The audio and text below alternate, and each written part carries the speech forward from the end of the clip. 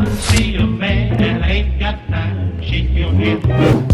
Get that style check. Put it in pockets till I get back.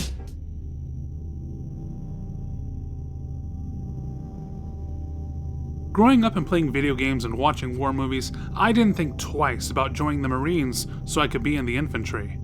I went through all the training and all the unwelcome hardship that makes you really reconsider your decision. Anyway, I got stationed to a desert base known as 29 Palms, the largest piece of militarily controlled land in the US. It covers approximately 930 square miles in total. It's fucking huge.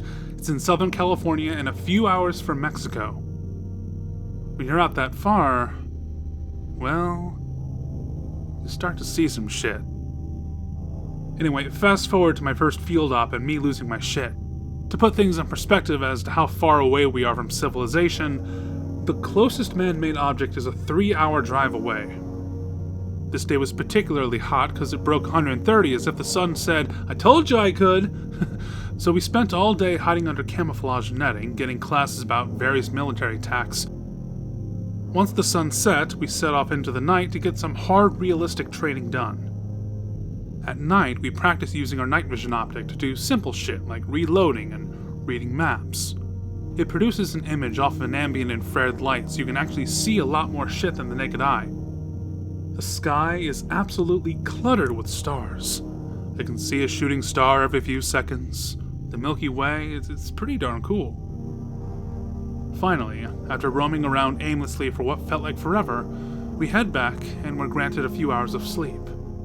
I lay down and start to drift off. I'm suddenly woken up after what felt like 10 minutes and I get up instantly.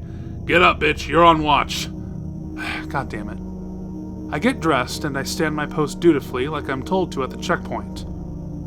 I'm given a radio and told to only lift the barbed wire after it gets approved over the radio.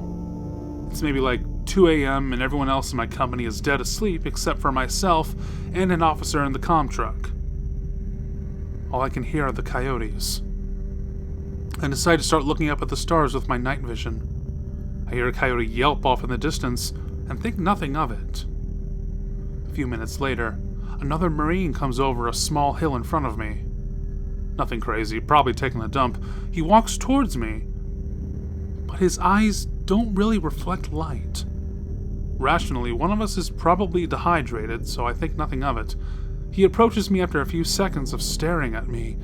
He simply says, "Can I come in?" His voice didn't sound right. No inflection or questioning tone. Weird. I ask him what his name was and why he was out so far taking a dump. He tells me his name, Sergeant Wright, and he ignores my dump question. Same weird voice. Granted, I'm new to the unit, so I don't know anyone named Sergeant Wright, but I still had to verify it. "Maine, this is Road Guard 1. There's a Sergeant Wright requesting entry, over." "Road Guard 1, this is Maine. There is no Sergeant Wright in this company, and the closest unit is 25 miles away. Make sure..." Wait. Shit, get the fuck back here right now! Don't let him in or even look at him! Run! As the weird dude started to hear this, his face changed to severely angry, like he wanted to rip out my throat and drink my blood. By the time I got back, everyone's awake. All the vehicle lights are turned on and everyone is packing up, scrambling into the trucks.